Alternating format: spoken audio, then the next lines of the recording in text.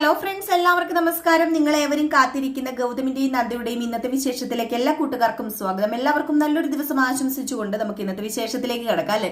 അങ്ങനെ തുടങ്ങുമ്പോൾ തന്നെ കാണിക്കുന്നത് നമ്മുടെ നന്ദേനെയാണ്. അപ്പൊ നന്ദ ഗൗതമിന്റെ യൂണിഫോം ഒക്കെ എടുത്ത് വെച്ചിട്ട് ഇങ്ങനെ സംസാരിച്ചുകൊണ്ടൊക്കെ ഇരിക്കുകയാണ്. കാണാതിരിക്കാൻ എനിക്ക് പറ്റുന്നില്ല എന്നൊക്കെ ഇങ്ങനെ പറയാണ് കേട്ടോ. അത് കഴിഞ്ഞിട്ട് നന്ദ ഇങ്ങനെ മനസ്സിൽ വിചാരിക്കുക, ഏതായാലും ഒന്ന് വിളിക്കായിരുന്നു, ഒന്ന് വിളിച്ചു നോക്കാന്നും പറഞ്ഞ് നേരെ നമ്മുടെ ഗൗതമിനെ വിളിക്കുക. അപ്പൊ ഇത്രയും ദിവസം വിളിച്ചിട്ടില്ലായിരുന്നു നമ്മുടെ നന്ദ. അപ്പൊ അതുകൊണ്ട് തന്നെ ഇന്നൊന്ന് വിളിച്ചേക്കാം എന്ന് പറഞ്ഞാണ് വിളിക്കുന്നത്. വിളിച്ചു കഴിഞ്ഞപ്പോഴത്തേക്കും ഫോൺ കിട്ടുന്നില്ല കേട്ടോ.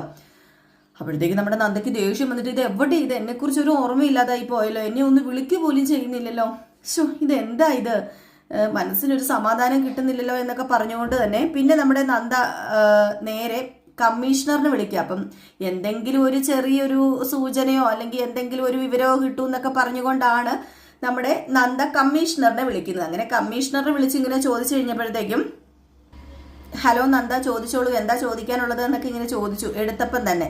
എന്നിട്ട് പറഞ്ഞു, പെട്ടെന്ന് തന്നെ ചോദിച്ച് അവസാനിപ്പിക്കണം, എനിക്ക് ഒത്തിരി കാര്യം സംസാരിച്ചുകൊണ്ടിരിക്കാനുള്ള സമയമില്ല എന്ന് പറഞ്ഞപ്പോഴത്തേക്കും, സാർ വേറൊന്നുമല്ല ഞാൻ ചോദിക്കാൻ വിളിച്ചത് എന്ന് പറഞ്ഞിട്ട് നമ്മുടെ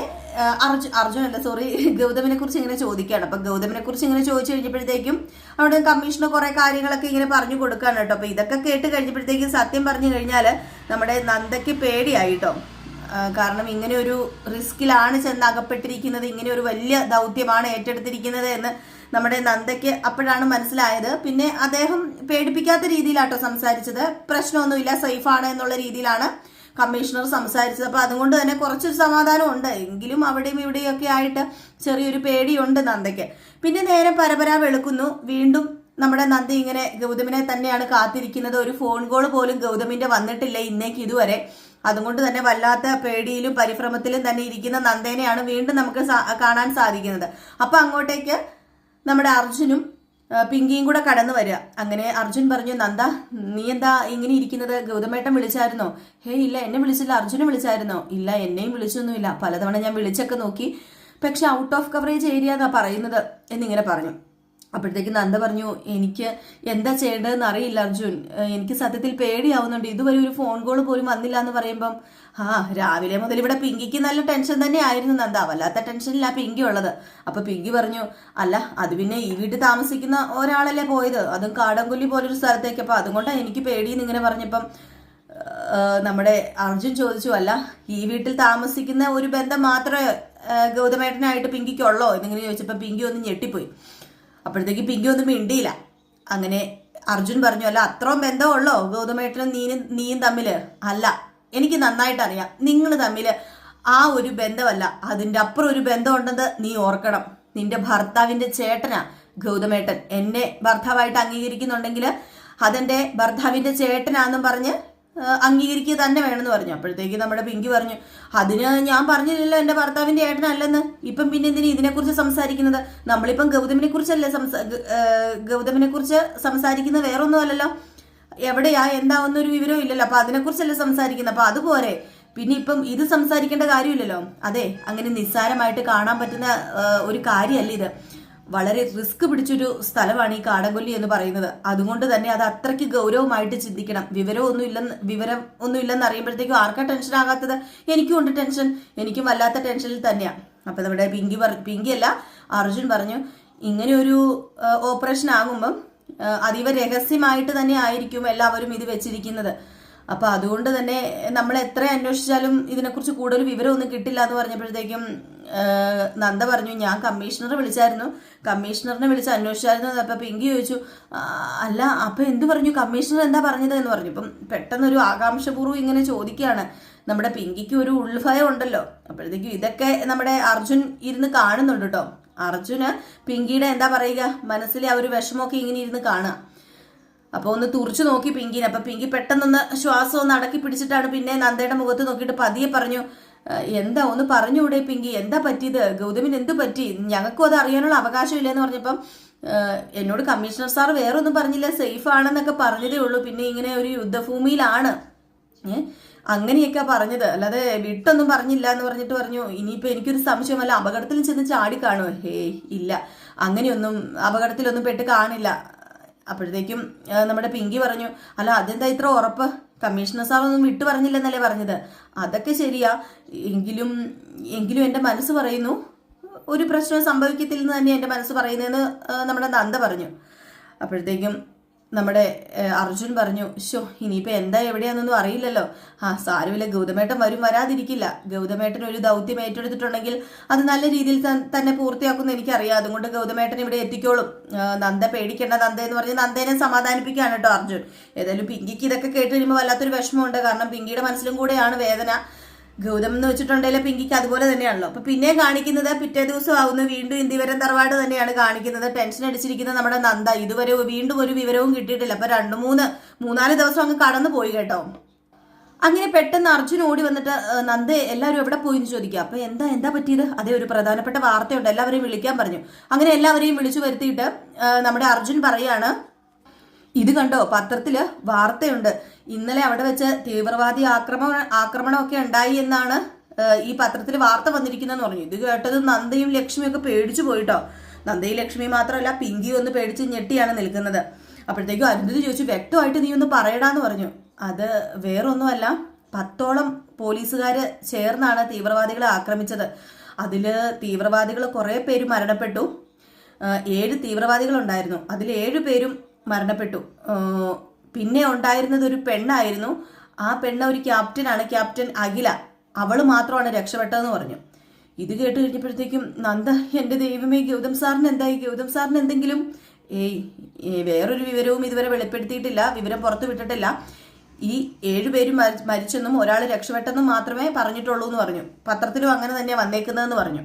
അപ്പൊ ഇതൂടെ കേട്ട് കഴിഞ്ഞപ്പോഴത്തേക്കും പേടിയായി കേട്ടോ നമ്മുടെ ലക്ഷ്മിക്ക്. ലക്ഷ്മിയാണെങ്കിൽ എൻ്റെ ഈശ്വര, ഇനി എന്ത് ചെയ്യും എനിക്കറിയില്ല, എൻ്റെ കുഞ്ഞിന് എന്തെങ്കിലും സംഭവിച്ചോ എന്ന് പറഞ്ഞപ്പോൾ അരുന്ധതി പറഞ്ഞു, ഹേയ് ലക്ഷ്മി, അങ്ങനെയൊന്നും വരില്ല, ഉറപ്പായിട്ടും അങ്ങനെയൊന്നും സംഭവിക്കില്ല, നമുക്ക് പ്രാർത്ഥിക്കാം എന്ന് പറഞ്ഞപ്പോൾ അർജുനും പറഞ്ഞു, ഇപ്പൊ അങ്ങനെയൊന്നും ചിന്തിച്ചിട്ട് കാര്യമില്ല, നമുക്ക് ഇവിടെ ഇരുന്ന് പ്രാർത്ഥിക്കാനല്ലാതെ വേറൊന്നും പറ്റില്ലല്ലോ.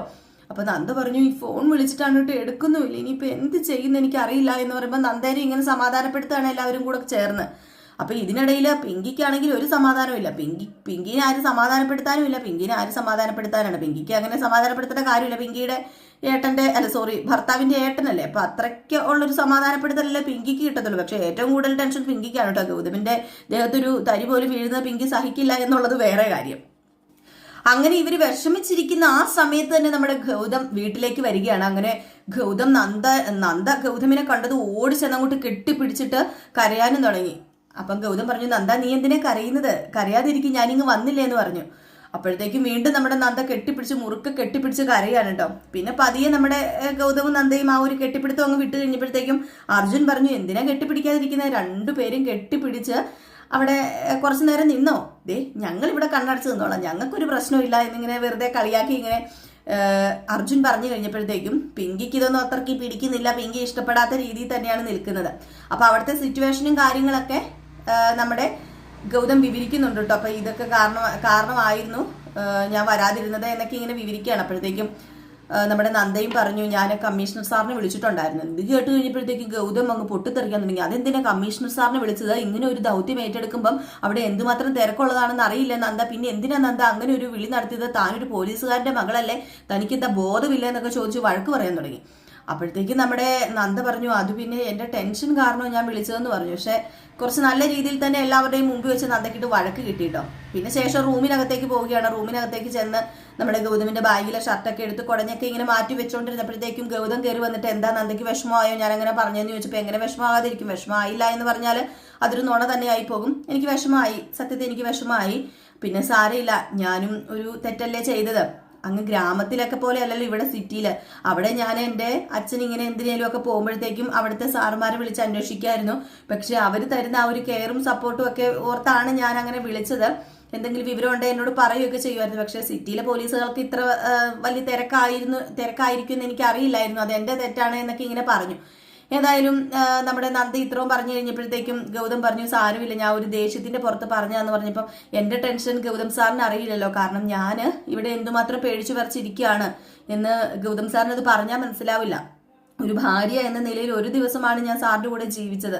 ആ ഒരു ദിവസം സാറിന്റെ കൂടെ ജീവിച്ചു കഴിഞ്ഞിട്ട് പിന്നെ എനിക്ക് സാറിനെ കാണാതെ വരുമ്പോഴുള്ള ബുദ്ധിമുട്ടും പിന്നെ സാറിന് നഷ്ടമാകുമോ എന്നുള്ള ആ ഒരു സമയത്തെ ആ ഒരു പരവശമൊക്കെ സാറിന് പറഞ്ഞാൽ മനസ്സിലാവില്ലെന്ന് പറയുമ്പോൾ എനിക്ക് മനസ്സിലാവും എന്താ, എനിക്ക് എല്ലാം മനസ്സിലാകും. അല്ല സാറേ, ഞാനൊരു കാര്യം ചോദിച്ചോട്ടെ സാറിനോട്. അല്ല സാറ് ഞാൻ വിളിച്ചപ്പോഴത്തേക്കും കമ്മീഷണർ സാർ വിളിച്ചപ്പോഴത്തേക്കും പറഞ്ഞായിരുന്നു ബാക്കി എല്ലാ പോലീസുകാരും തിരികെ വീട്ടിൽ പോയി, സാറ് മാത്രം എന്തുകൊണ്ടാണ് പിന്നെ വീട്ടിൽ വരാതിരുന്നത്, അപ്പൊ സാറ് മാത്രം ഇത്രയും ദിവസം എവിടെയായിരുന്നു എന്ന് ചോദിച്ചു. അപ്പൊ നമ്മുടെ ഗൗതം എവിടെയോ പോയിട്ടുണ്ട് കേട്ടോ. അപ്പൊ ഇത് കേട്ട് കഴിഞ്ഞപ്പോഴത്തേക്കും ഒന്ന് പരിഭ്രമിച്ചു നമ്മുടെ ഗൗതം. അപ്പൊ തന്നെ മനസ്സിലാവും എന്തോ ഒരു ചെറിയ കള്ളക്കളി ഉണ്ടെന്ന് ഗൗതമിന്. അപ്പം ഗൗതം പറഞ്ഞു അത് പിന്നെ ഞാൻ കുറച്ച് പ്രത്യേക സാഹചര്യത്തിലായിരുന്നു, അപ്പൊ അത് കാരണമായിരുന്നു എന്നൊക്കെ പറഞ്ഞ് ഇങ്ങനെ പതുക്കെ തടിയൊക്കെ തപ്പാനായിട്ട് ഇങ്ങനെ തുടങ്ങുകയാണ്. പക്ഷെ നന്ദയുടെ മുമ്പില് നമ്മുടെ ഗൗതമിന് ഒത്തിരി കള്ളത്തരങ്ങൾ മറച്ചു വെക്കാൻ കഴിയില്ല. ഒരു പോലീസുകാരന്റെ മകളായതുകൊണ്ട് തന്നെ നന്ദയെല്ലാം കിഴിഞ്ഞിങ്ങനെ ചോദിക്കുന്നുണ്ട് കേട്ടോ. ഏതായാലും ആ വിഷയം അവിടെ അങ്ങ് വിട്ടു. ഏതായാലും നന്ദ പറഞ്ഞു ആ സാരമില്ല, സാർ തിരിച്ചെത്തിയല്ലോ, എനിക്ക് അത് തന്നെ ഏറ്റവും വലുതെന്ന് പറഞ്ഞു. അങ്ങനെ തുണിയൊക്കെ മടക്കി വെക്കുന്നതിന്റെ ഇടയ്ക്കാണ് തുണിയൊക്കെ ഇങ്ങനെ കുടഞ്ഞു നോക്കിയപ്പോഴത്തേക്കും ഒരു സിന്ദൂരം കാണുന്നത് തുണിയിൽ.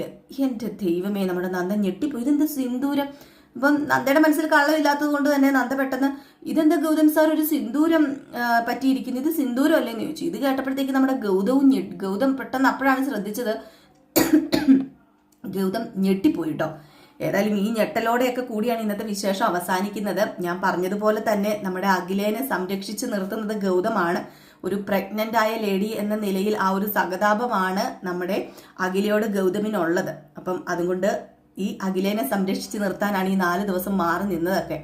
പക്ഷെ ഇത് പുറത്തറിഞ്ഞിട്ടില്ല. പുറത്തറിഞ്ഞു കഴിഞ്ഞാൽ അത് പ്രശ്നമാകും.